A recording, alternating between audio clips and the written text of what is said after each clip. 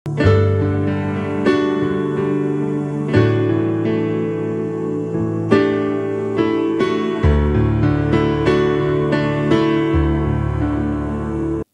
గ్రంథము 22వ అధ్యాయంలో నుంచి యేసుక్రీస్తు యొక్క వ్యక్తిత్వాన్ని మనము గమనిద్దాం. ఒక వచనాన్ని చదివి ఈ దినము ఈ పాఠాన్ని మనము ధ్యానం చేసుకుందాం. మనమందరం కలిసి చదువుకుందాం ఈ వచనాన్ని. కీర్తనల గ్రంథము 22వ అధ్యాయము 6వ వచనాన్ని చదువుకొని మనం ముందుకు సాగుదాం. మనమందరం కలిసి కట్టుగా చదువుదామా? ఒకే వచనాన్ని చదువుకుందాం. రేరీ రీడ్. నేను నరుడను కాను, నేను పురుగును, నరుల చేత నిందించబడిన వాడను, ప్రజల చేత తృణీకరించబడిన వాడను. నమ్మదగిన దేవా, నీ వాక్యాన్ని మాకు వివరించండి. మేము నీ లేఖనాలున్న సత్యాల్ని గ్రహించగలిగిన కృప మా అందరికీ దయచేయండి. యేసు నామమున ప్రార్థిస్తున్నాం గొప్ప తండ్రి, ఆమెన్. పిల్లరా, యేసుక్రీస్తుని గురించి కీర్తనకారుడు ప్రవచనార్థకమైన మాటలు ఎన్నో పలికాడు. కీర్తనల గ్రంథము 22వ అధ్యాయం, కీర్తనల గ్రంథము 23వ అధ్యాయం, కీర్తనల గ్రంథము 24వ అధ్యాయం, ఈ కీర్తనలను షెపర్డ్ సామ్స్ అని పిలుస్తారు, లేకపోతే కాపరి యొక్క కీర్తనలు అని పిలువబడుతూ ఉంటాయి. ప్రవచనార్థకంగా యేసుక్రీస్తు యొక్క మరణాన్ని, యేసుక్రీస్తు మరి మనల్ని సంఘాన్ని నడిపించే విధానాన్ని, అంతేకాకుండా ఆయన తన యొక్క ఆవరణంలోకి, పరలోక పట్టణంలోకి మహామహుడై గుమ్మములారా మీ తలుపులు తెరవండి అని 24వ అధ్యాయంలో చెప్పినట్లుగా 3 Psalms talks about 3 different things. 22 talks about his death and suffering. 23rd chapter talks about how he leads the church. సంఘాన్ని ఏ రీతిగా ఆయన నడిపిస్తాడు వివరించాడు. ఆయన మృతి చెంది ఆయన గుమ్మముల గుండా మహారాజుల ఆర్భాటముతో దేవుని సముఖంలోకి ఎలా వెళ్ళగలుగుతాడో అధ్యయనం చేయగలిగిన కీర్తనలే ఈ 3 కీర్తనలు. These are the 3 important chapters speak about the great shepherd, గొప్ప కాపరి, ప్రధాన కాపరి అయిన యేసుక్రీస్తు యొక్క అధ్యాయాలుగా మనము చూడగలుగుతున్నాం. ఈవేళ ఈ అధ్యాయంలో ప్రభు అయిన యేసుక్రీస్తు ఇలా పలికాడు, నేను నరుడను కాను అంటున్నాడు. ఆయన నరుడు కాక మరి ఏమై ఉంటున్నాడు? ఆయన నరుడే కదా.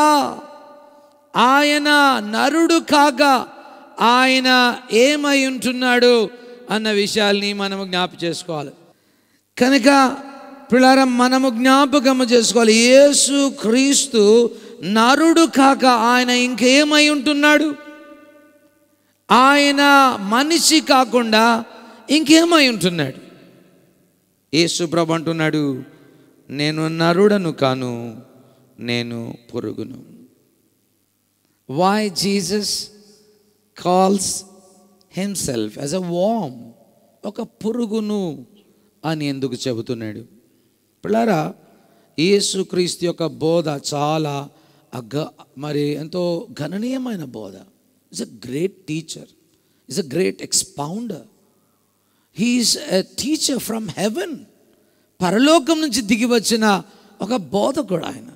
కనుక he has full of wisdom and he has full of heavenly wisdom. కనుకనే ఆయన ఈ పదాన్ని వాడుతున్నాడు, నేను నరుడను కాను, నేను పురుగును. పిల్లల దినం పురుగు అనే అంశం చాలా వింతైనది, మనం ఎక్కువగా ఆలోచించినది. ఈవేళ మనం ఆలోచించడానికి ఆశిద్దాం. పురుగులను దేవుడే నిర్మాణం చేశాడు. ఆదికాండం 1వ అధ్యాయం 24వ వచనానికి మనము చేరుకున్నట్లయితే దేవుడు ఏ రీతిగా పురుగులను, వార్మ్స్ని మరి తయారు చేశాడో చూద్దాం. దేవుడు వాటి వాటి జాతుల ప్రకారము జీవము గల వాటిని, అనగా వాటి వాటి జాతుల ప్రకారం పశువులను, పురుగులను, అడవి జంతువులను భూమి పుట్టించుగాక అని పలికెను. ఆ ప్రకారమే ఆయను. 25వ వచనం చూడండి. దేవుడు ఆయా జాతుల ప్రకారం అడవి జంతువులను, ఆయా జాతుల ప్రకారం పశువులను, ఆయా జాతుల ప్రకారం నేలను ప్రాకు పురుగులను చేశాను. గమనించండి పదాన్ని. అది మంచిది అని దేవుడు చూచాను. దేవుడు ఈ పురుగులను చేసినప్పుడు ఈ ప్రపంచానికి ఈ పురుగులు చాలా ఉపయోగపడతాయి అని దేవుడు చూసి వాటిని ఆయన నిర్మాణము చేశాను. సో పురుగులు అనగానే పిల్లలకు కానీ పెద్దలకు కానీ మనందరికీ కూడా అసహ్యం. పురుగు అంటే ఒక జుగుప్సంగా చూస్తాం, దాన్ని ఇష్టపడం. అది మనకు లేకపోతే అది మనకు బాధను కలిగించేది పురుగులన్నీ కూడా. కానీ పిల్లారా, పురుగులు ఎంత ఉపయోగమో మీకు తెలుసా? పురుగుల యొక్క లాభం ఏంటో తెలుసా? పురుగుల వలన మనం ఎలా బ్రతకగలమో తెలుసా? పురుగుల యొక్క యూస్ఫుల్నెస్ని మనం ఆలోచన చేసినట్లయితే అవి ఎంతో ఉపయోగకరమైనటువంటి అనుభవాలు. మొట్టమొదటిగా ఈ యొక్క పురుగుల యొక్క పేర్లను మనం చూసినట్టు వానపాము అనుకుంటా, ఎర్త్ వామ్ అంటాం. నాకు కరెక్టా? ఓకే. వానపాములు భూమిలో చాలా సారవంతాన్ని తీసుకుని వస్తాయి. అవి నేలను చాలా ఆరోగ్యకరంగా చేస్తాయి. అవి లేకపోతే జీవనం భూమి మీద త్వరగా గతించిపోతుంది. ఎందుకంటే పంటలు పండవు, ఉత్పత్తి ప్రొడక్షన్ ఎక్కువ కాదు. దాని వలన ఎన్వైర్న్మెంట్ క్లీన్ అవుతుంది. వాటి వలన వరదలు తక్కువ అవుతాయి. వాటి వలన మురికి పని మనం చేయకుండా పురుగులే అనేకమైన మురికి పనులను, డర్టీ వర్క్స్ని చేస్తాయి. ఈ ప్రపంచంలో 6,000 అలాంటి పురుగులను దేవుడే నిర్మాణం చేస్తాడన్న విషయాల్ని జ్ఞాపకము చేసుకోవాలి. పొడవైన పురుగు 6 నుంచి 7 మీటర్ల పొడుగు ఉంటుంది. వాటికి కళ్ళుండవు, వాటికి పండ్లుండవు, వాటికి 5 గుండెలు ఉంటాయి. అవి కోల్డ్ బ్లడెడ్ అన్న విషయాల్ని మన మెరుగము. దేవుడు వీటన్నిటినీ ఆయన నిర్మాణం చేశాడు. అవి దేవుని నిర్మాణమైంటున్నాయి. అవి మన మంచి కొరకు దేవుడు చేశాడన్న విషయాల్ని మనం జ్ఞాపకం చేసుకోవాలి. పురుగులు మీరు ఎక్కడైనా కొనుక్కోవాలంటే దొరుకుతాయా? దొరుకుతాయి. హార్టికల్చర్కి వెళ్తే 1 కిలో పురుగులు 550 రూపాయలకు దొరుకుతాయి. To do lot of farming work. కనుక పిల్లారా, పురుగులు చాలా ఉపయోగకరమైనవి అన్న విషయాన్ని మనం తెలుసుకోవాలి. యేసు అంటున్నాడు, నేను నరుడను కాను, నేను పురుగును. పిల్లారా, వాతావరణానికే పురుగు చాలా విలువైంది కాదు, మన శరీరంలో కూడా చాలా అమూల్యమైన పురుగులు ఉన్నాయి. అవేంటి సార్ అంటారా? మీరు సైన్స్ చదివితే there are so many worms in our body which will not hurt us. మన గాయాన్ని కలిగించవు, కానీ మనకు క్షేమాన్ని కలిగిస్తాయి, మనకు ఆనందాన్ని ఇస్తాయి, మనకు బాధను కలిగించవు. అలాంటి పురుగులు మన శరీరంలో ఎన్నో ఉన్నాయి. మనం తెలుసుకోవాలి ఆ విషయాన్ని. ఒకవేళ పురుగులే లేకపోతే మనకు ఆరోగ్య నిరోధక శక్తి పెరగదు, ఇమ్యూన్ సిస్టమ్ పెరగదు. ఏమంటాం అదే దాన్ని ఏమంటాం? ఆరోగ్య నిరోధక శక్తి, రోగ నిరోధక శక్తి. మీరంతా ఎక్కడో ట్రాన్స్లో ఉన్నట్టు అనిపిస్తుంది. ఓకే, రోగ నిరోధక శక్తి అధికం కావడానికి గల కారణాలంటే మన శరీరంలో పురుగులే. ఓకే, అంతేకాకుండా మనలో ఉబ్బసాన్ని లేకపోతే ఇన్ఫ్లమేషన్ని తీసివేసేవి ఈ పురుగులే. ఇవి మనకు బాధను కలిగించవు, కానీ ఇవి ఆరోగ్యాన్ని, శక్తిని, ఔదార్యాన్ని కలిగించేవి. అందును బట్టి ప్రభు ఇక్కడ అంటున్నాడు, నేను నరుడను కాను, నేను పురుగునే. ప్రియులారా, ఇక్కడికి ఆగిపోలే. ఈ ప్రపంచంలో మాత్రమే పురుగులు లేవు, మన శరీరంలో కూడా పురుగులు ఉన్నాయి. అంతేకాదు తర్వాత జీవితంలో కూడా పురుగులు ఉంటాయి. అవి మనల్ని బాధ పెడతాయి. ఇప్పుడైతే అవి ఏమీ బాధ పెడతలేవు, కానీ రాబోయే కాలంలో అవి చాలా బాధ పెడతాయి. వాటి యొక్క నొప్పి తాలుకోలేము. వాటి యొక్క బాధ ఇంత అంత కాదు.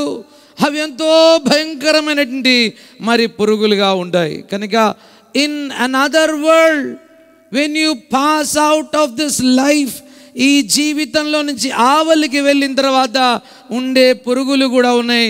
ఒక వచనాన్ని చదువుకుందాం, ఎంతో బాధను మనకు కలగజేస్తాయో చదువుకుందాం. యెషయా గ్రంథం 66వ అధ్యాయం 24వ వచనాన్ని చదువుదాం. ఈ పురుగులు చాలా అసహ్యంగా ఉంటాయి, ఈ పురుగులు చాలా ఏహ్యంగా కనబడతాయి అన్న విషయాల్ని నేను మీకు జ్ఞాపకం చేయాలని ఆశిస్తా ఉన్నాను. వారు పోయి నా మీద తిరుగుబాటు చేయువారి కళేబరములను తేరి చూచెదరు. వాటి పురుగు చావదు, వాటి అగ్ని ఆరిపోదు అని అవి సమస్త శరీరులకు, ఓ శరీరము కలిగిన ప్రతి వ్యక్తికి ఈ పురుగు ఎలా కనబడుతుంది? హేయముగా ఉంటుంది. ఈ పురుగు మన ముక్కులో నుంచి చెవిలోకి, చెవిలో నుండి మన కడుపులోకి, ఇంకా అన్ని ప్రాంతాలకు తిరిగి మానవుని విపరీతమైన బాధలోకి తీసుకుని వస్తుంది.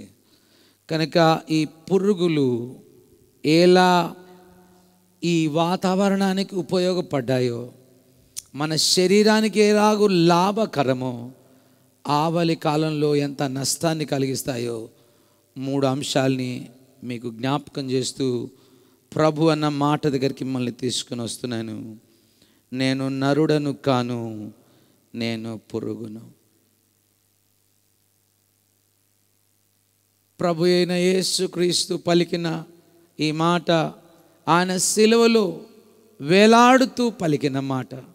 మొదటి వచనంలో, నా దేవా, నా దేవా, నీవు నన్ను ఎలా విడనాడితివి, నన్ను రక్షింపగా నా ఆర్తధ్వని వినక నీవేళ దూరంగా ఉన్నావని యేసుక్రీస్తు కల్వరి సిలువలో ఆయన వేలాడుతూ, ఆయన మాట్లాడుతున్న మాటల్లో ఉన్న జ్ఞానాన్ని ఆయన ఈనాటి ఆధునిక ప్రపంచంలో ఉన్న మనకు నేర్పించాలని ఆశపడుతున్నాడు. నేను నరుడను కాను, నేను పురుగును. పిల్లారా, ఇక్కడ వాడిన పదం హీబ్రూ భాషలో మనము గమనించినట్లయితే తోలా అనే పదాన్ని వాడారు. ఇంకొక పదం తోలేత్ అనే పదాన్ని వాడారు.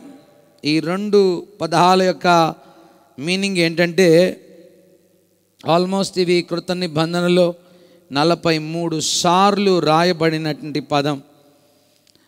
తోలా అన్న తోలేత్ అన్న అర్థం ఏంటంటే ఎర్రని పురుగు అని అర్థం, స్కార్లెట్ వామ్ అని అర్థం, క్రిమ్సన్ వామ్ అని అర్థం, లేకపోతే స్కార్లెట్ వామ్ అని అర్థం. అంటే తెలుగులో ఎర్రని పురుగును నేను అంటున్నాడు. యేసుక్రీస్తు ఈ మాట పలకడంలో గల ఉద్దేశం మనకు బాగా అర్థం కావాలి. ఆయన తోలు అంతా ఊడిపోయింది, ఆయన తోలు ఏమాత్రము లేకుండా ఆయన దేహమంతా కూడా ఎర్రగా మారిపోయిన వేళ ఆయన పలుకుతున్న మాట ఇది, నేను నరునిలాగా ఉన్నానా? నేను నరునిలాగా నన్ను చూశారా? నేను తృణీకరించబడిన వాడనే కదా. నేను నరుల కొరకు వచ్చాను, కానీ నరులు నన్ను ఒక పురుగులాగా చూశారు అని యేసుక్రీస్తు పలుకుతున్న అద్భుతమైన మాటల్ని ఈ వచనాల్లో మనము చూస్తూ ఉన్నాం. పిల్లారా, యేసుక్రీస్తు యొక్క సఫరింగ్ వాస్ సో ప్రొఫౌండ్. ఆయన మరణం ఎంతో దయనీయమైనది. ఈవేళ ఆ యొక్క కల్వరి శిలువలో ఆయన ఎర్రని పురుగులాగా ఆయన శిలువకు కొట్టబడ్డాడు. కారణం నీ దోషమే, కారణం నీ పాపమే, కారణం మనందరి దోషములే. ఆయనను శిలువకు అలా ఎర్రని పురుగుగా ఆయన మలచబడినట్లుగా మనము చూస్తా ఉన్నాం. ఈ క్రిమ్సన్ వామ్ గురించి యేసుక్రీస్తు ఎరిగిన వాడు కనుక ఆయన ఈ పదాన్ని వాడాడు. ఈ ఎర్రని పురుగు పాత నిబంధన కాలంలో యాజకులు వారి దుస్తులకు ఎర్రని రంగును, ఆ తెల్లని ఊల్కి లేకపోతే ఆ యొక్క వారు వేసుకునే మరి వస్త్రధారణలో ఎర్రని కలర్ తీసుకురావడానికి ఈ పురుగును వాడేవారు. క్రిమ్సన్ రంగులో ఉన్నటువంటి ఈ పురుగును వాడేవారు. మీరు పాత నిబంధనల వచనాలకు వెళ్తే 2 వచనాలు మీకు జ్ఞాపకం చేస్తా. నిర్గమకాండం 26వ అధ్యాయం 1వ వచనాన్ని చదువుకుందాం. Exodus chapter 26 verse 1. మరియు నీవు రక్తవర్ణము గల, చాలండి, రక్తవర్ణ రంగు కలిగిన ఆ పేనినటువంటి తెరతో ఆ మందిరపు తెరలను చేయాలి అని జ్ఞాపకం చేశాడు. సో రక్తవర్ణముతో కూడిన ఆ కలర్ ఎక్కడి నుంచి వచ్చిందంటే ఈ క్రిమ్సన్ వామ్ నుంచి వచ్చింది. దేవాలయం అన్నీ కూడా ఆ తెరలే కానివ్వండి, యాజకులు వేసుకునే వస్త్రాలే కానివ్వండి, ఈ పురుగు యొక్క రక్తముతో తయారు చేయబడిన భాగమైంటుంది అన్న విషయాల్ని మనం జ్ఞాపకం చేసుకోవాలి. 28:5 వచనం కూడా చదువుదాం. నిర్గమకాండము 28:5 వచనం చదువుదాం. వారు బంగారును నీల ధూమ్ర రక్తవర్ణము గల నూలు, చాలండి, ఈ రక్తవర్ణము గల నూలు ఎక్కడి నుంచి వచ్చిందంటే ఈ క్రిమ్సన్ వామ్ నుంచి తయారు చేయబడినట్లుగా మనము చూస్తాం. This is what the red colour indicates. ఈ యొక్క పురుగును అని చెప్పడంలో గల ఉద్దేశం ఏంటంటే క్రిమ్సన్ వామ్ యొక్క పురుగు నుండే ఈ ఎర్రని మరి నూలు తయారు చేయబడుతుంది, కలర్ వస్తుంది అన్న విషయాల్ని మనము జ్ఞాపకం చేసుకోవాలి. యేసుక్రీస్తు అంటున్న మాట, దేవాలయము నేనే, నా ద్వారానే ఈ యొక్క ఎర్రనైన దేవాలయంలోకి అందరూ రాగలుగుతారు, నా ఇంటిలోకి రాగలుగుతారు, నా పిల్లలుగా మలచబడతారు, నా రక్తము క్రిందికి వచ్చిన సమస్త జనులారా అన్న విషయాన్ని దేవుడు పలకడం మనము చూస్తా ఉన్నాం. పరలోక రాజ్యానికి మనం అందరం ఎలా చేరుకోగలుగుతున్నాం? ఈ ఎర్రని పురుగును బట్టి.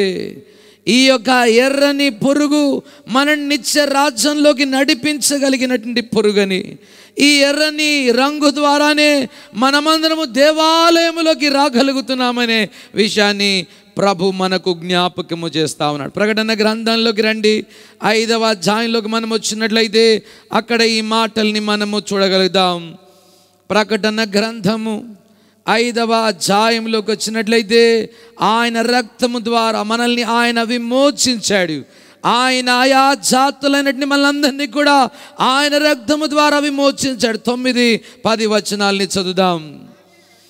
ఆ పెద్దలు, నీవు ఆ గ్రంథమును తీసుకొని దాని ముద్రలను విప్పుటకు యోగ్యుడవు, నీవు వధించబడిన వాడవై నీ ఎర్రనైన రక్తమిచ్చి ప్రతి వంశములో నుండి, ఆయా భాషలు మాట్లాడు వారిలో నుండి, ప్రతి ప్రజల్లో నుండి, ప్రతి జనములో నుండి దేవుని కొరకు మనుషులను కొని మా దేవునికి ఒక రాజ్యముగా యాజకులనుగా చేసితివి గనుక వారు భూలోకమందంతటా ఏలుతారు, ఒక క్రొత్త పాట పాడతారు. వై?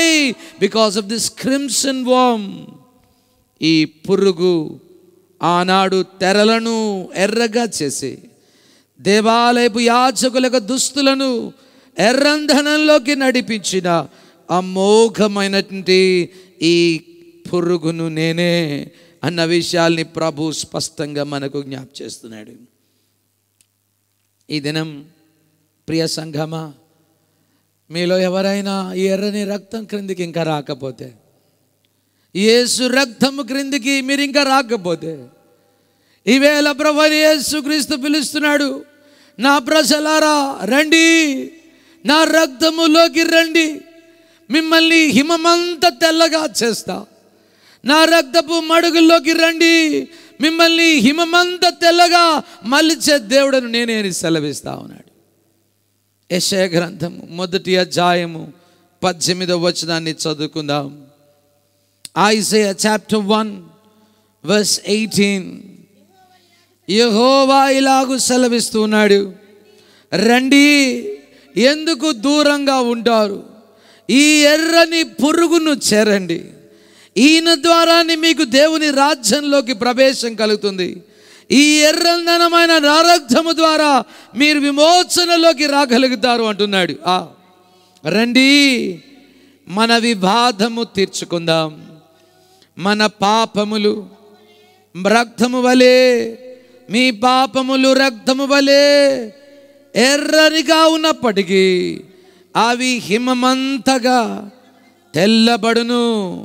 కెంపు వలె ఎర్రనివైనను అవి గొర్రె బొచ్చు వలె తెల్లవి అవుతాయి. పిల్లరా, ఈ పురుగుని గురించిన కొన్ని విషయాల్ని జ్ఞాపకం చేస్తా.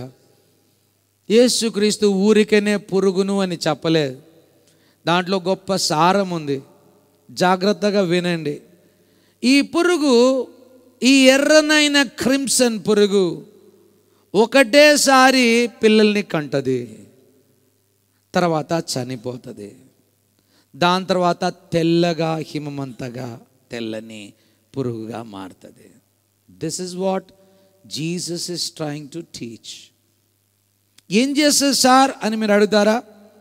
అది పిల్లలు కనే కాలం వచ్చినప్పుడు అది ఒక ఎత్తైన చెట్టు పైకి ప్రాకుకుంటూ పైకి ఎక్కుతుంది. అక్కడ అది ఒక గట్టి షెల్గా మారిపోతుంది. దాన్ని ఆ చెట్టు నుంచి లాగలేము. అక్కడ అది పిల్లల్ని కంటది. ఆ యొక్క షెల్లో పిల్లలు ఉంటాయి. అయితే ఆ యొక్క పిల్లల్ని కన్న తర్వాత వెంటనే ఆ చెట్టు దగ్గర చచ్చిపోతుంది. చచ్చిపోయిన వెంటనే ఆ యొక్క షెల్ అంతా కూడా లిక్విడ్ ఫామ్లోకి అయ్యి రక్తములాగా చెట్టు నుండి కిందికి కారుతుంది. ఆ రక్తం ఎక్కడైతే చెట్టుకు అంటుకుంటుందో ఆ చెట్టు యొక్క రక్తము పోదు అంత ఎర్రగా మారిపోతుంది. దాని తోక 3 దినాలు అలా చనిపోతుంది. 3వ దినం అయిపోయిన తర్వాత దాని తోకను తీసుకొని వెళ్ళి దాని తల లోపలికి పెట్టి అది హిమమంత తెల్లని పురుగుగా మార్చబడుతుంది. యేసు నేను నరుడను కాను, నేను పురుగును అని చెప్పడంలో గల ఉద్దేశం ఎంత గొప్ప మర్మంతో కూడిన అనుభవాలు. యేసుక్రీస్తు మన కొరకు కల్వరి శిలువలో మేకుల చేత కొట్టబడ్డాడు. ఇక ఎన్నడూ రాజాలని వ్యక్తిగా ఆయన మన కొరకు శిలువకు కొట్టబడ్డాడు. ఆయన మరణము ద్వారా తన సంఘాన్ని స్థాపించి కోకొల్లలుగా ఆయన పిల్లల్ని తయారు చేశాడు. భూమి అన్నంతటా ఆయన ప్రజలు ఎంత విస్తారంగా ఉన్నారో చూడండి. ఆయన రక్తము ద్వారా మనమందరము కూడా శుద్ధీకరణ పొందగలిగాము. 3 దినాలు ఆ పురుగు చనిపోయిన తర్వాత 3వ నాటి అయిపోయిన తర్వాత అది హిమమంతా తెల్లని పురుగా మార్చబడుతుంది. దిస్ క్రిమ్సన్ వామ్, ఆ పురుగు నేల కింద పడి ఒక హిమమైన పురుగుగా మలచబడుతుంది. మీ పాపములు ఎర్రనివైనను హిమమంతా తెల్లగా చేయబడగలిగినటువంటి గొప్ప అనుభవాల్ని మనము జ్ఞాపకం చేసుకున్నాం. మీరు గూగుల్లోకి వెళ్ళి క్రిమ్సన్ వామ్ అని కొట్టండి, స్కార్లెట్ వామ్ అని కొట్టండి. నేను చెప్పిన కథ మీకు జ్ఞాపకం వస్తుంది. పిల్లారా, యేసుక్రీస్తు ఎగ్జాక్ట్గా నీ కొరకు అదే పని చేశాడు. He went to the cross and he did not turn his back. దిగిరా అంటే రాలే. నువ్వు చాలా గలీజోనివని తిట్టినా ఆయన గట్టిగా తన హృదయాన్ని మలుచుకున్నాడు. ఏ దోషము లేని వ్యక్తిగా సిలువలో ఉన్నాడు. సిలువ మీద ఎవరైనా మిమ్మల్ని బాగా తిడుతున్నారు అనుకోండి, మీకు ఒళ్ళు మండదా? మీకు బాధ కలగదా? మీకు కష్టం కలగదా? కానీ పురుగు అయిన యేసుకు కలగలేదు. ఎందుకో తెలుసా? He became a hard shell on the cross. కల్వరిలో ఆయన ఎవరి మాట వినలేదు. ఆయన తన సంఘాన్ని స్థాపించాలనుకున్నాడు. తన సంఘాన్ని స్థాపించాడు. ఆయన సంఘాన్ని ఏర్పాటు చేయాలనుకున్నాడు. దాన్ని ఆయన ఏర్పాటే చేశాడు.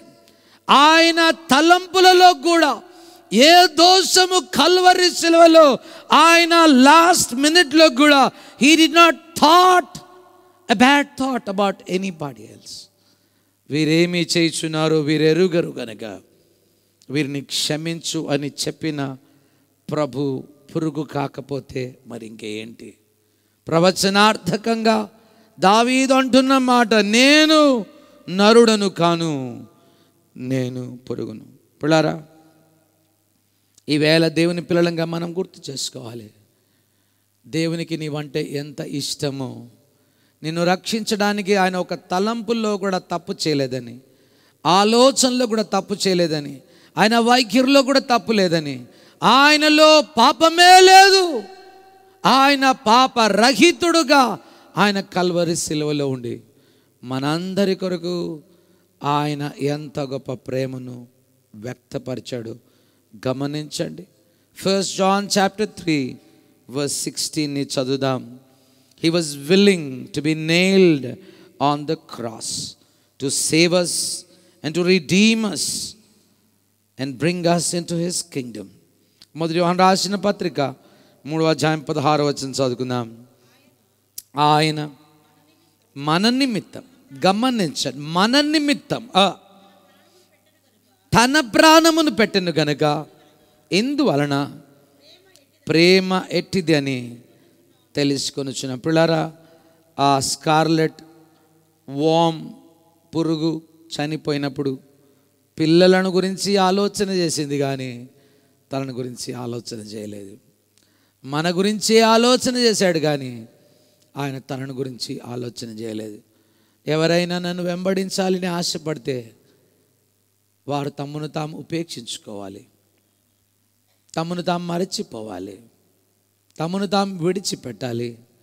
అలాంటి వారే నా పిల్లలని ప్రభు జ్ఞాపకం చేశాడు. ఈవేళ what a great love God has shown towards you. నీ పట్ల, నా పట్ల, మనందరి దోషములను ఆయన ఎలా తుడిచివేశాడో, ఎలాంటి ప్రేమతో ఆయన మనల్ని ప్రేమించాడు మనము జ్ఞాపకం చేసుకోవాలి. This is the purpose and plan of God the father. తండ్రి యొక్క ప్రణాళిక అది, తండ్రి యొక్క ఆలోచన విధానం అది. ఆయన మన కొరకు మరి ఈ లోకంలోకి వచ్చి తన ప్రేమను వ్యక్తపరిచాడు అన్న విషయాన్ని మనం చదివాం. గలతీయులు రాసిన పత్రిక 1వ అధ్యాయం 4వ వచనం చూడండి. ఆయన మన కొరకు చేసిన త్యాగాన్ని మనము జ్ఞాపకం చేసుకుందాం. మన తండ్రి అయిన దేవుని చిత్త ప్రకారమే క్రీస్తు మనలను ప్రస్తుత దుష్టకాలము నుండి విమోచించవలనని మన పాపముల నిమిత్తము తన్ను తాను సిలువకు గట్టిగా పట్టుకున్నాడు. అక్కడ ఆయన మన కొరకు మరి తన యొక్క ప్రాణాన్ని ధారపోశాడు. ఇది ఎవరి ప్రణాళిక? మరొకసారి చదువుదాం. మన తండ్రి అయిన దేవుని చిత్తం ఇది. యేసుక్రీస్తు అందుకని అంటున్నాడు, నా తండ్రి, నా దేవా, నా దేవా, నా చెయ్యి ఎలా విడిచితివి? నేను నరునిగా లేను, నేను ఆ క్రిమ్సన్ పురుగులాగా అయిపోయాను. నేను నీ ప్లాన్ని నెరవేర్చడానికి, నీ పర్పస్ని నెరవేర్చడానికి, నీ చిత్తాన్ని నెరవేర్చడానికి నేనున్నాననే విషయాన్ని ఎంతో స్పష్టంగా చెప్పాడు. అంతేకాదు మనమందరము కూడా ఈ దుష్ట తరములో నుండి బయటపడడానికి కొరకు ఆయన చేసిన ఒక గొప్ప ప్రణాళిక. మొదటిది ఆయన ప్రేమను చూసాం. రెండో, this is the design, plan and purpose of the father. ఎంత అద్భుతమైన విషయాన్ని ప్రభు నేను నరుడను కాను, నేను పురుగును అనే విషయాన్ని జ్ఞాపకం చేస్తున్నాడు. 2 తిమోతి రాసిన పత్రిక 1వ అధ్యాయం 9వ వచనం చదువుకుందాం. 2 తిమోతి చాప్టర్ 1 verse 9. మన క్రియలను బట్టి కాక తన స్వకీయ సంకల్పం. చాలండి, మన క్రియలను చూసి ఆయన మన కొరకు మరణించలేదు. మనవన్నీ కూడా చెడ్డ క్రియలు, చెడ్డ తలంపులు, చెడ్డ ఆలోచనలు. కొన్నిసార్లు ఆలోచన చేస్తే చాలా బాధ కలుగుతుంది. మన పట్ల ఎవరు చెడ్డ పనులు చేస్తారో తెలుసా? మన సొంత పిల్లలే మన పట్ల చెడ్డ ఆలోచన కలిగి. మమ్మీకి అబద్ధాలు చెప్పేస్తాం. ఎంతగా ప్రేమిస్తున్న మమ్మీ డాడీ పట్ల మనం ఎన్నిసార్లు వాళ్ళని డిసీవ్ చేస్తాం, మోసగిస్తాం. ఎవరో డిసీవర్స్ కాదు, మనమే. మన సొంత తల్లికి, మన సొంత తండ్రికి ఎన్నిసార్లు మోసపు మాటలు చెప్పాం. పిల్లరా, మన క్రియలు మంచివి కావు. ఎవడో చెడ్డోడు మనల్ని వంచించుండు కాదు, మన సొంత పిల్లలే మనల్ని వంచిస్తూ ఉన్నారు. మనం కూడా దేవునికి ప్రియమైన పిల్లలం. మనం కూడా ఎన్నిసార్లు మన పరలోకపు తండ్రిని వంచిస్తున్నాం. You are deceiving your own father, your own mother. మన క్రియలని బట్టి కాక ఏమంటున్నాడు? తన స్వకీయ సంకల్పాన్ని బట్టి అనాది కాలముననే క్రీస్తు యేసునందు మనకు అనుగ్రహించబడిన క్రీస్తు యేసు అని రక్షకుని ప్రత్యక్షత వలన మనమందరం కూడా ఆ రీతిగా ఆయన సంకల్పం, ఆయన విషది, ఆయన చిత్తం, ఆయన ప్రేమను చూసాము. తండ్రి ప్లాన్ అండ్ పర్పస్ని చూసాము. యేసుక్రీస్తు మన క్రియల్ని బట్టి కాక తన స్వకీయ సంకల్పమును బట్టి మన కొరకు ఎలా ఈ యొక్క వామ్గా, ఈ పురుగులాగా మారిపోయాడో మనము చూడగలుగుతున్నాం. ఆయన రక్తము అమూల్యమైన రక్తం. యేసుక్రీస్తు యొక్క దేహాన్ని సిలువ దగ్గర ఏ వ్యక్తి అయినా చూస్తే చాలా బాధ కలుగుతుంది. ఏ వ్యక్తి చూడలేడు యేసుక్రీస్తు యొక్క సిలువలో ఆయన చూసినటువంటి ఆ యొక్క రక్తసిక్తమైనటువంటి ఆయన దేహాన్ని. ప్యాషన్ ఆఫ్ క్రైస్ట్లో యాక్ట్ చేసినటువంటి ఆ యాక్టర్ ఇలా అన్నాడు. ఆయన డైరెక్టర్ అన్న మాటలు ఏమన్నాడంటే, యేసుక్రీస్తు పొందిన శ్రమలలో నీవు కళ్ళారా చూస్తున్న ఈ అనుభవము ఓన్లీ 10% అని అన్నాడు ఆయన. అంటే 90% యేసుకు కలిగిన గాయాలు, యేసు కలిగిన దెబ్బలు, యేసు కలిగినటువంటి ఆ రక్తము చూపించడం లేదు ప్యాషన్ ఆఫ్ క్రైస్ట్లో అన్నాడు. దాన్ని చూస్తేనే మన కళ్ళు చెదిరిపోతే, యేసును మనము చూస్తే మన కళ్ళు ఎంత బాధపడతాయి. పిల్లరా, see, look at the cross. Calvary సిలువను చూడండి. ఆయన ఒక మైనములాగా రక్తము కల్వరి సిలువలోంచి నేలకు కారింది. ఆయన రక్త ధారాల ద్వారా ఇక మనకు శిక్ష లేకుండా పోయింది. పరలోకపు గ్రంథములో మన పొరపాట్లు ఏవి కనబడకుండా దేవుడు తుడిచేశాడు. అంతగా ఆయన నీ కొరకు రక్తసిక్తమై తన ప్రాణాన్ని, తన సమస్తాన్ని నీ కొరకు దారిపోసాడు. యెషయా గ్రంథము 53వ అధ్యాయం 5వ వచనం చూడండి. ఆయన గాయాలు, ఆయన పొందిన దెబ్బలు, ఆయన పొందిన శ్రమ వలన మనకు కలిగిన ఆనందాన్ని వివరిస్తూ ఉన్నాడు. మన అతిక్రమములను బట్టి అతడు గాయపరచబడ్డాడు, మన దోషములను బట్టి అతడు నలగగొట్టబడ్డాడు.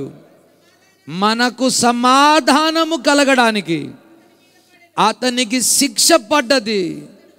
అతడు పొందిన దెబ్బల వలన మనమందరం ఆరోగ్యంగా, శక్తివంతులంగా మనము ఉండగలుగుతున్నాం.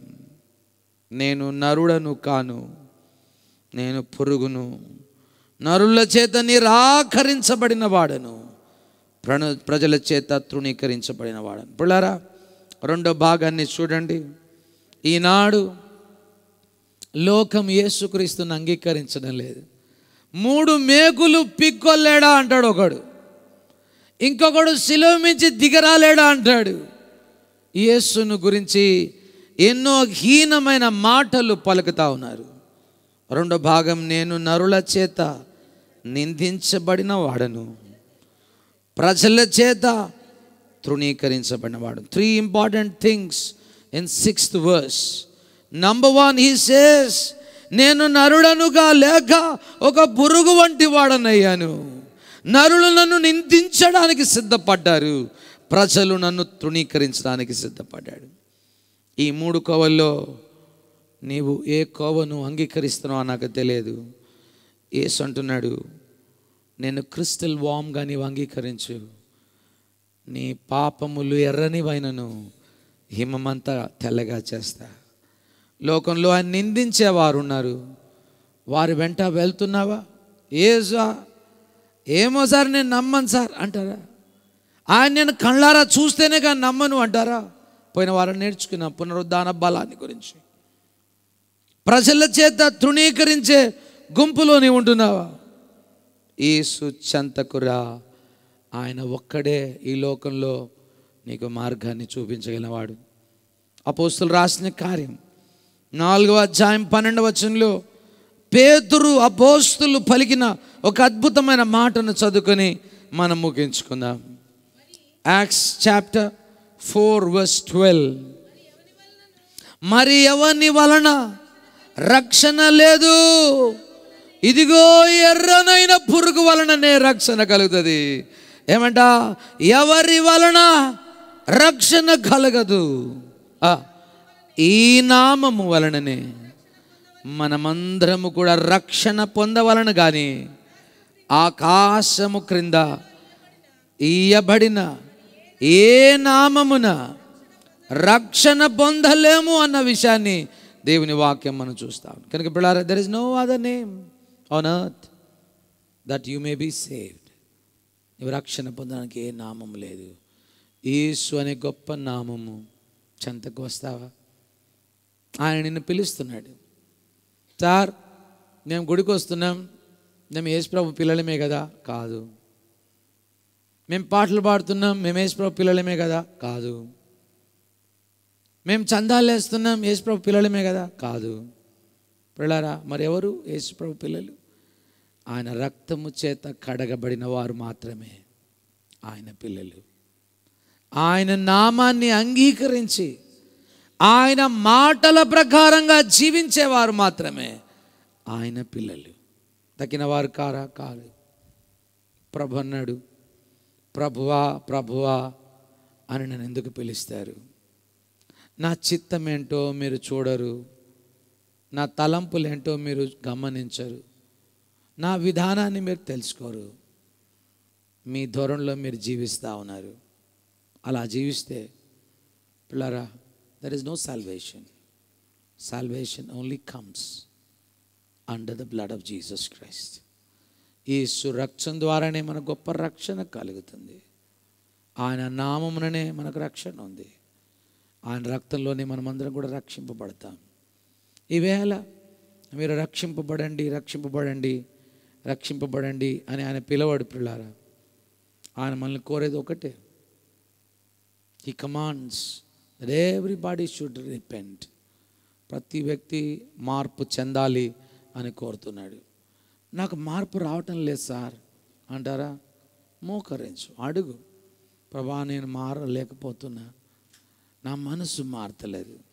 నిన్నటి దినం యవ్వన బిడ్డలు కొంతమంది నన్ను అడిగారు, అంకుల్ నేను ఎంత ప్రయత్నం చేసినా నా జీవితాన్ని మార్చుకోలేకపోతున్నాను, ప్లీజ్ సజెస్ట్ మీ సంథింగ్. పిల్లారా, ఒక వ్యక్తి మారాలి అంటే జీవ గ్రంథాన్ని దేవుడు మనకిచ్చాడు. ఒక వ్యక్తి మారాలంటే మోకాళ్ళ మీదకి రండి, ఒక వ్యక్తి మారాలంటే గ్రంథాన్ని చదవండి. రెండే రెండు మార్గాలు. There is no other alternative other than this. Read the scriptures.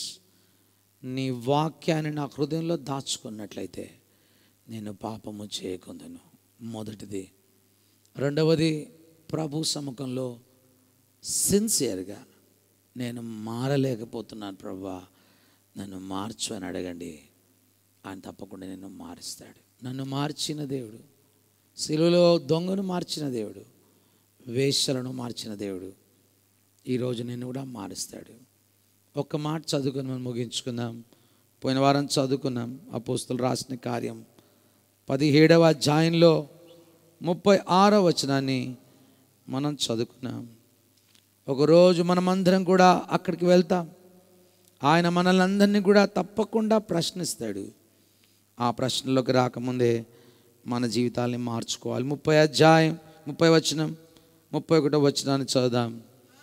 అపోస్తలుల కార్యము 17వ అధ్యాయము 30-31. Acts chapter 17, 30 and 31 చదవమ్మా. ఆ అజ్ఞాన కాలమున అంటే పాత నిబంధన కాలంలో దేవుడు చూచి చూడనట్లుగా ఉండెను. ఇప్పుడు అంటే అర్థం ఏంటంటే మోడర్న్ టైమ్స్లో ఇప్పుడు ఇక్కడే కూర్చొని కొంతమంది ఏదో సినిమా గురించి ఆలోచించేవారు ఉండొచ్చు. ఇక్కడే ఆ తలంపుల గురించి ఆయన అడుగుతాడు నిన్ను. ఇక్కడ కూర్చొని లోకములో అంతటా నీ తలంపులు పోతున్నట్లయితే ఆయన నిన్ను అడుగుతాడు. ఇక్కడ కూర్చొని ఆయన మాటలు వినకుండా నీ ఇష్టానుసారంగా నీవు బ్రతుకుతున్నావు చూడు, దాని గురించి ఆయన అడుగుతాడు. ఆయన అంటున్నాడు, ఇప్పుడైతే అంతటా అందరూ మారు మనసు పొందాలి అని మనుషులకు ఆయన ఆజ్ఞాపిస్తున్నాడు. మారు మనసు ఇంపార్టెంట్. నీ మనసు మారాలి. ఎలా మారుతుంది? యేసు రక్తం క్రిందికి రా, నేను పురుగును అన్న యేసు చెంతకురా. ఆయన నీ జీవితాన్ని మారుస్తాడు. అప్పుడప్పుడు మనము మనుషులను చూసి ఇలా అంటాం, వాని బుర్రలో ఏం పురుగు తిరుగుతుందో సార్ అంటాం చూడండి. అంటే వాని పురుగు, ఈవిల్ పురుగు. ఈవేళ ఒక మంచి నీతి సూర్యుడైన ఎర్రనైన క్రిమ్సన్ వామ్ నీ జీవితాన్ని మార్చగలడు, నీ బ్రతుకును మార్చగలడు, నీ జీవితాన్ని దిద్దగలడు. అందరూ అంతటా మారు మనసు పొందాలి అని ఆయన ఏం చేస్తున్నాడంట? బతిమాలుకోవడం లేదు. అయ్యా బాబు పరలోకంకి రా అని ఆయన అడగటం లేదు. He commands people to repent. మారు మనసు పొందండి అని ఆజ్ఞాపిస్తున్నాడు. నీవు మారవా, నిత్యమైన నరకంలో నీ శరీరంలో రకరకాలైన పురుగులను పెడతా, యాతనతో బాధతో నీవు బాధపడతావు. నేను నీ కొరకు పురుగునయ్యాను. But one day you will be tormented in eternal hell. ఇది అపోస్తలులు రాసిన కార్యంలోకి రండి. ఇక్కడికి మరలా వస్తాం. 12వ అధ్యాయము.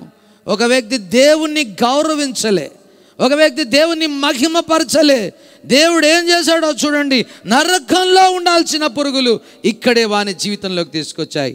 ఈయన హేరోదు అగ్రప్ప రాజు రాజరికంగా సింహాసనంపై కూర్చొని దేవుని మహిమపరచని ఒక వ్యక్తిని చూస్తా ఉన్నాం. 12వ అధ్యాయం 23వ వచనం. అతడు అగ్రప్ప రాజు అంటే హేరోదు అగ్రప్ప రాజు దేవుని మహిమపరచనందున వెంటనే ప్రభుదూత అతని మొత్తను గనుక పురుగులు పడి ప్రాణము విడిచాను. అందరూ అంతటా మారు మనసు పొందాలి. నేను పొందను అంటావా? నిన్ను పురుగులకు అప్పగిస్తాడు. ఇప్పుడైతే ఆయన నీ కొరకు నరుడుగా ఉండాల్సిన ఆయన ఒక పురుగా మారాడు. And one day there will be very worms floating around your body and you will be tormented. ఈవేళ ప్రభు అంటున్నాడు, I command you to turn from evil. దుష్టత్వం నుంచి మారండి, చెడు మాటల నుంచి మారండి, చెడు తలంపుల నుంచి మారండి, దుష్ట స్వభావాన్ని నుంచి మారండి అని ఆజ్ఞాపిస్తూ ఉన్నాడు. నేను ఇంతే, నా జీవితం ఇంతే అంటే 31 వచనం చూద్దాం.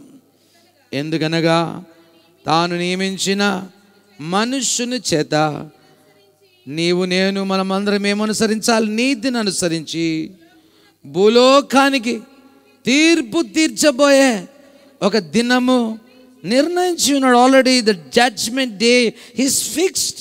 I don't know which year which day you will be judge, but that day is been decided. మృతులలో నుండి ఆయన లేపినందున దీన్ని నమ్ముట అందరికీ ఆధారము కలగజేసి ఉన్నాడు. దీన్ని నమ్మాలి. కనుక వేళ పిల్లారా, యేసు ప్రభు అంటున్న మాటలో ఎంతో నానార్థాలు ఉన్నాయి. నేను నరుడను కాను, నేను పురుగును.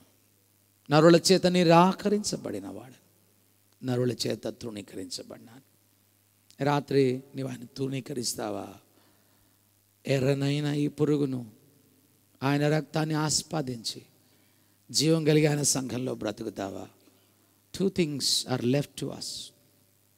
ఈవేళ ఈ అద్భుతమైన దేవుడు నిన్ను ప్రేమించాడని, తండ్రి ప్రణాళిక నెరవేర్చడానికి వచ్చాడని, తన రక్తం ద్వారా నిన్ను హిమంత తెల్లగా చేయడానికి వచ్చాడని, ఆయన నీ కొరకు ఇంత గొప్ప ప్రేమ, ఇంత గొప్ప రక్షణ ఊరికనే డిజైన్ చేసి నీకు పెట్టి ఉంటుండగా, if you reject this great salvation, ఇంత గొప్ప రక్షణ, ఇంత గొప్ప రక్షణ అంటే కోట్లు పెట్టినా దొరకని రక్షణ దేవుడు నీకు ఇచ్చి ఉంటుండగా నీవు దాన్ని తృణీకరించినట్లయితే ఎలా దాన్ని తప్పించుకుంటావు? ఆ తలంపుతో ఆయన ఈనాడు చూడడానికి మురికిగా ఉన్న పురుగులా ఉన్నా ఒకరోజు మహిమోన్నతమైన ప్రభువుని చూడబోతాం. సుగుణాల సంపన్నుడైన యేసుని చూడబోతాం. వర్ణనాతీతమైనటువంటి క్రీస్తుని చూడబోతాం. 10,000 మంది పురుషులలో ఆయన వంటి వారెవరు లేరు. ఆయన ధవలవర్ణుడు, రత్నవర్ణుడు, నీ ప్రియుడు, నీ భర్త. నీవు ఆయన కౌగిల్లోకి వెళ్తావు. ఆయన తన కౌగిల్లోకి నేను తీసుకురావడానికి ఒక పురుగుగా మారాడు. పనికి మాలిన వ్యక్తిగా మారాడు. తృణీకరించబడ్డాడు, అవమానపరచబడ్డాడు. ఈ దినం మన హృదయాల్ని ఆయనకు సమర్పించుకుంటూ, ప్రభా నన్ను కరుణించు అంటూ మన జీవితాల్ని ప్రభుకి సమర్పించుకుంటూ దేవునికి మన జీవితాన్ని అర్పించుకుందాం. మనమందరం లేచి 60వ కీర్తన సుగుణాల సంపన్నుడా అంటూ మన హృదయాల్ని దేవునికి సమర్పించుకుందాం.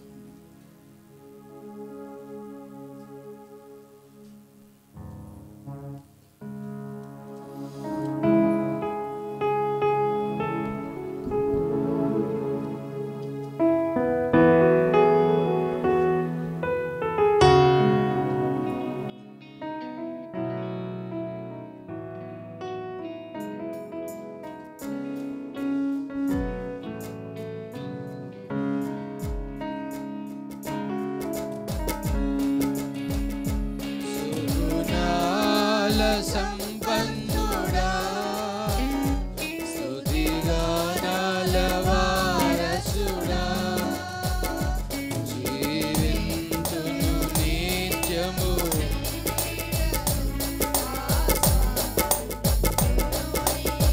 మాటల మకరందము జీవింతును నిత్యము నీ నీడలో మాటల మకరందము సుగుణాల సంపన్నుడా యేసయ్యా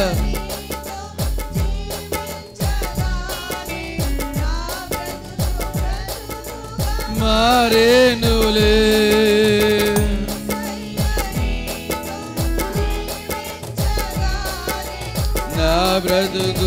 బ్రతుకు మారేనులే నాట్యమాడే నాంతరంగము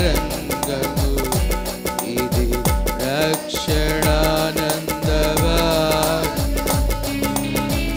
నాట్యమాడే నాంతరంగము ఇది రక్షణానందవా సుగుణాల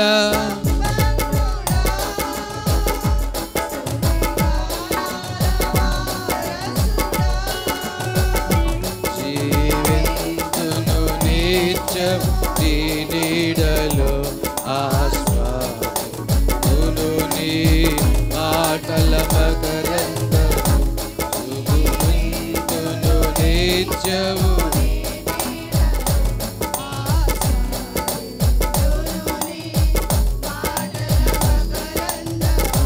సుగుణాల సంపన్నుడా యేసయ్య నిన్ను వెన్నంటగానే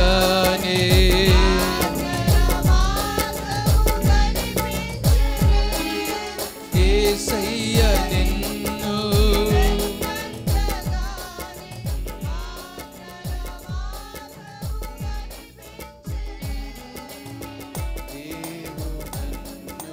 నడిపించగలవు నడవవలసి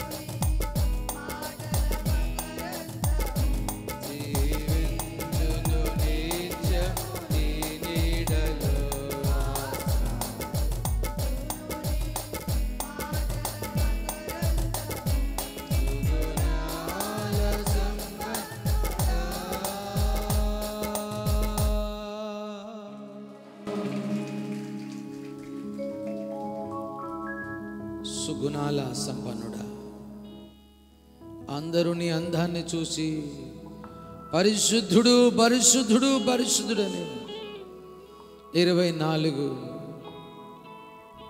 పెద్దలు 4 జీవులు నిన్ను ఆరాధిస్తుంటుండగా కల్వరి శిలువలో తండ్రితో పలికిన మాట, నేను నరుడను కాను, నేను పురుగునైపోయాను, నీ ప్రేమకై వందనాలు ప్రభా. మమ్మల్ని ఎంతగా ప్రేమించావు, ఆ మాటలో అర్థం ఉంది. తండ్రి ప్రణాళికను వెరితిగా నెరవేర్చాలని ఆశపడ్డావు. ఎంత ఇష్టపడి మా కొరకు ఆ చెట్టు పైకెక్కి నీ పిల్లమైన మమ్మల్ని నీ దేహాన్ని తినే 3 దినాలు బ్రతకడానికి కొరకు, ఆ పురుగు పిల్లల కొరకు ఏ రీతి తన దేహాన్ని ఆహారంగా మార్చుకుంది, నీ సొంత శరీరాన్ని మన కొరకు చీల్చావు. నీ ప్రేమకి వందనాలు. ఈరోజు కూడా కొందరిని నీవు రక్షించావు. వారి హృదయాలతో మాట్లాడుతున్నావు. మారు మనసు పొందండి అని ఆజ్ఞాపిస్తాం. ఎవరైతే నీ తట్టు తిరిగి తండ్రి అని పలకరించారు, వారికి దేవుడవుగా, రాజుగా, ప్రభుడుగా నిలిచి ఉండు ప్రభా. నీ రక్తంలో వారిని కడుగు, ఏమంతా తెల్లగా మలిచే దేవుడు. నిండు దీవులతో నీ ప్రజల్ని నింపి పంపించండి. యేసునా ప్రార్థిస్తున్నాం గొప్ప తండ్రి. తొట్టిల్లక మిమ్మల్ని కాపాడగలిగిన తండ్రి, కుమార, పరిశుద్ధాత్మ దేవుని కనున్న సహవాసం, ఆదరణ, ఆధిపత్యం తను ప్రేమించు వారందరికీ మరి ఎక్కువగా నీ మాటలను విలువైనవిగా చూసి నీ ప్రజలకు సదాకాలం తోడే వర్ధిలను గాక.